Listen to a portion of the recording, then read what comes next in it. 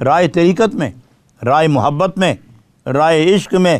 پیار کی راہ میں چلتے ہوئے اگر تمہارے اندر حسد آ گیا، حسد نے تیرا راستہ روکا، حسد نے تیری گردن پکڑ لی، حسد نے تیرا دل میلا کر لیا، حسد نے تیری آنکھوں کا رخ بدل لیا، تو یاد رکھنا کہ یہ تیرا فعل نہیں ہے، یہ تیری عادت نہیں ہے، تیری اس سے نسبت نہیں ہے، تیرا اس سے تعلق نہیں ہے، یہ تیری صفت نہیں، یہ شیطان کی صفت ہے۔ اور اگر حسد تیرے اندر آ گیا تو سمجھ تیری کوئی اندر کیا حسین جذبہ ختم ہو گیا جس بنا پر شیطان نے حسد تیرے اندر ڈال لیا ہے۔ حسد ابلیس کی سب سے بڑی قوت ہے، اور یہی انسان کے اندر حسد ڈال کر بندے کو رائے حق سے دور لے جا کر اپنا ساتھی بنا لیتا ہے۔ حضور نبی اکرم صلی اللہ علیہ وسلم، بآواز بلند پڑھیے صلی اللہ علیہ وسلم یا نبی اللہ۔ نبی اکرم علیہ السلام نے فرمایا، یہ یاد رکھو کہ حسد اس طرح نیکیاں کھاتا ہے، حسد اس طرح نیکیوں کو کھا جاتا ہے۔ الحسد یاکل الحسنات کما تاکل النار الحطب، جس طرح آگ لکڑی کو کھا کے بھسم کر دیتی ہے، اس طرح حسد نیکیوں کو جلا کے ختم کر دیتا ہے۔ تم نیکیاں کرتے رہو، حسد نہ چھوڑو، تم نیکیاں کرتے رہو، حسد نہ چھوڑو، نمازیں پڑھو، طواف کرو، رکوع کرو، سجود کرو، تلاوت کرو، تہجد پڑھو، مگر حسد نہیں چھوڑتے تم، تو گویا یہ نیکی اندر آتی جاتی ہے، حسد کی آگ اس کو کھاتی جاتی ہے۔ تو کیا تیری نیکی اور کیا تیری بندگی اور کیا تیری زندگی؟ اس لیے بہتر ہے کہ استغفار کی کثرت کرو، لا حول کی کثرت کرو۔ جب حسد آئے دوسرے کے متعلق تو توبہ کرو۔ اس کی وجہ یہ ہے کہ جس کے ساتھ حسد کرو گے نقصان تو اس کا نہیں ہوتا، نیکیاں تو تیری ہی، اے حسد کرنے والے، نیکیاں تیری برباد ہو رہی ہیں، اور جس کے متعلق تم برا سوچتے ہو اس کا تو برا ہوا ہی نہیں، وہ تو ترقی در ترقی اپنی منزلیں طے کر رہا ہے، لیکن تباہی تو تیری ہو رہی ہے۔ اس لیے وہ فرماتے ہیں یہ شیطانی فعل ہے، شیطانی صفت ہے، اس سے جان چھڑاؤ۔ لا حول پڑھو، استغفار پڑھو، تیسرا کلمہ پڑھو، یا قدوسوں کی منزل پوری کرو، اور خدا کے حضور سجدہ ریزی کر کے آنسو بہا کے خدا سے عرض کرو کہ میرے دل سے حسد نکال اور اپنے پیار کی جوت جگا دے۔ اس راہ میں جو سب سے مشکل گھاٹی ہے، اس راہ محبت میں، راہ اذکار میں، محبوب کی طرف جانے میں جو سب سے مشکل مرحلہ ہے طے کرنے کا، وہ یہی حسد ہے، یہ مشکل گھاٹی ہے۔ اگر اس راستے میں حسد آ گیا تو سمجھ اے طالب، اے مسافر راہ عشق، سمجھ لے کہ اس تیرے راستے میں سب سے مشکل گھاٹی آ گئی ہے جس کو طے کرنا تیرے بس میں نہیں ہے۔ تو فرماتے ہیں اے خونہ کانکش حسد ہمراہ نیز، مبارک ہے وہ انسان، ٹھنڈا ہے دل اس کا، ٹھنڈی ہیں آنکھیں اس کی، خوش نصیب ہے وہ انسان، بلند بخت ہے وہ انسان کہ جس کے دل میں حسد نہیں مروت ہے، جس کے دل میں حسد نہیں محبت ہے، جس کے دل میں حسد نہیں ہمدردی ہے، جس کے دل میں حسد نہیں عشق کی تپش ہے، جس کے دل میں حسد نہیں طلب جلوہ محبوب ہے، وہ خوش نصیب ہے۔ فرماتے ہیں کہ اگر اس طرح تم نہیں کرو گے تو اس گھاٹی سے نہیں نکل سکو گے، اس طرح نہیں کرو گے تو اس راہ کو طے نہیں کر سکو گے، اور راستے ہی میں تباہ اور برباد ہو جاؤ گے۔ معلوم ہوا کہ یہ صرف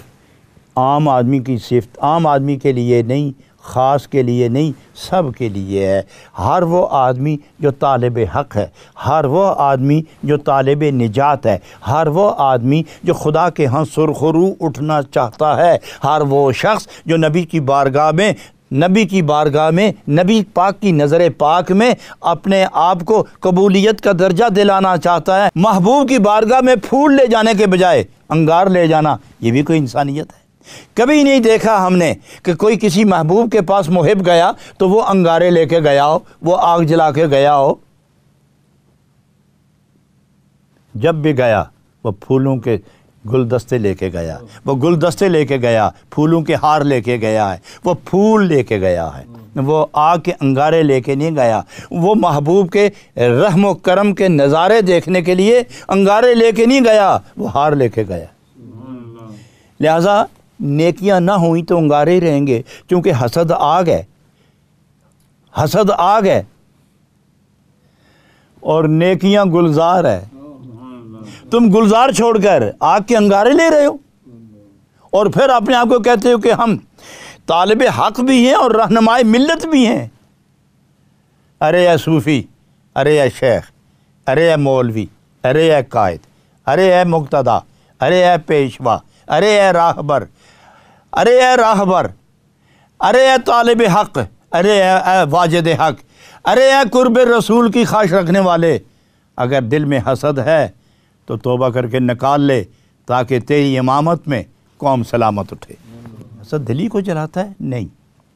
ایسا نہیں ہے۔ آگ جب لگتی ہے نا گھر کو تو گھر کا سارا سامان جلتا ہے۔ جب گھر کو آگ لگتی ہے تو سارا سامان جلتا ہے، فرش جلتا ہے، دیواریں جلتی ہیں، چھت جلتا ہے، صندوق میں رکھا ہوا مال جلتا ہے، درہم و دنانیر جلتے ہیں، پاؤنڈ اور ڈالر جلتے ہیں، ہیرے اور موتی جلتے ہیں، انسان کا لباس جلتا ہے، انسان کی راحت جلتی ہے، انسان کا سکون جلتا ہے، انسان کی طمانینت جلتی ہے، انسان کا مزاج جلتا ہے، انسان کا راج جلتا ہے، انسان کا وہ شوق جو لقائے الہی کے لیے اسے برہم درہم ہونے سے بچا کر سلامتی سے لے کے جانے والا ہے، وہ سب کچھ تباہ ہو جاتا ہے۔ اس لیے کہ طلب دنیا میں وہ اس کا ایک پاؤں دنیا کے اندر ہے، دوسرا پاؤں طلب کی منزل میں ہے، ابھی راستے میں ہے، تو اس کا سامان لٹ جائے تو وہ بے سکون ہو جائے گا۔ نہ خدا ملا، نہ ہی تو خدا ملا اور نہ خدا کا راستہ ملا، نہ محبوب کبریا ملا، زندگی ملی سو ببال جاں بن کے بن گئی۔ اس واسطے بہتر ہے کہ تو آگ کو بجھا، اور حسد آگ ہے اور اس گھر کو آگ سے بچا لے۔ جب حسد دل کے اندر آتا ہے تو یہ مت سوچ کہ صرف دل کو تکلیف ہو رہی ہے، نہیں، تیری آنکھ گئی، تیرا دماغ گیا، تیری روح گئی، تیرا دل گیا، تیرے احساس گئے، تیرا وجدان گیا، تیرا ذوق گیا، تیری محبت گئی، تیری صداقت گئی، تیری دیانت گئی، تیری متانت گئی، تو کچھ بھی نہ رہا، تیرا خاندان ہی جل گیا، سارا تیرا خاندان ہی جل گیا۔ ایک خاندان، باپ، بیٹے، بھائی، بیوی، بچے، اولاد، خالہ کی بیٹی، اس کو تم خاندان سمجھتے ہو۔ صوفیہ فرماتے ہیں دل، دماغ، روح، تن، من، یہ ایک خاندان ہے، یہ ایک خاندان ہے۔ اس خاندان کا جو بڑا ہیڈ ہے، ہیڈ آف دی ڈپارٹمنٹ خاندان کا بڑا دل ہے۔ جب دل ہی جل گیا تو خاندان بھی تباہ ہو گیا، تو سب کچھ گیا۔ تو اس لیے وہ فرماتے ہیں، جانتے نہیں ہو کہ شاہی باز ہو، حسد کی وجہ سے وہ بھی کبائی بن جاتا ہے۔ بادشاہ پال کے رکھتا ہے اس اپنے باز کو، پالتا ہے، کیا کیا غذائیں کھلاتا ہے، لیکن جب اس کے اندر حسد آئے، اس کے اندر یہ بیماری آ جائے تو وہ کبے کی طرح ہو جاتا ہے، اسے اڑنا نہیں آتا، پھر وہ بلندی نہیں دیکھتا، وہ پستی دیکھتا ہے، چونکہ حسد اوپر نہیں جانے دیتا۔ وہ یہ دیکھتا ہے کہ جو عزت میری ہے دوسرا اس پہ نہ آ جائے۔ تو جب تک یہ اپنا آپ نسیان اس پر غالب نہ ہو کہ کیا ہے کیا نہیں، میں کون ہوں اور میں نے کرنا کیا ہے، یہ جب تک اس میں ہو وہ فضاؤں میں پرواز اختیار کرتا ہے، اسے شاہ بازی کا ایک جنون اسے لیے پھرتا ہے۔ لیکن جب وہ حسد سے اپنے جنس کی طرف دیکھنا شروع ہو جائے تو فرماتے ہیں کہ وہ شاہی باز بھی کبا بن جاتا ہے۔ تو اے درویش، اگر تو واقعی درویشی چاہتا ہے تو حسد نکال۔ اگر شاہی باز کبا بن سکتا ہے تو بندر تو نہیں بنے گا، لیکن یہ ہے کہ اپنی منزل سے محروم ہو جائے گا، اور محرومی پر اگر تمہیں صدمہ نہ ہو تو سمجھ تو عقل والا انسان ہی نہیں ہے۔ اگر یہ تیرا جسم حسد کا گھر ہی بن گیا، اگر یہ تیرا جسم حسد کا گھر ہی بن گیا اور تیرا خاندان اسی مصیبت میں گرفتار ہو کے مریض ہو گیا، عقل مریض ہو گئی، زبان مریض ہو گئی، آنکھیں مریض ہو گئیں، دل مریض ہو گیا، روح بیمار ہو گئی، نفس بیمار، نفس تو پہلے باغی تھا، تو اس کو اور قوت مل گئی، بے چینی آ گئی، اضطراب آ گیا، ملال آ گیا، دکھ آ گیا، الم آ گیا، غم آ گیا، ہم آ گیا، رنج آ گیا، کیا رہ گیا تیرے پاس؟ اگر واقعی تیرا یہ سارا جسم یہ حسد کا گھر بن گیا،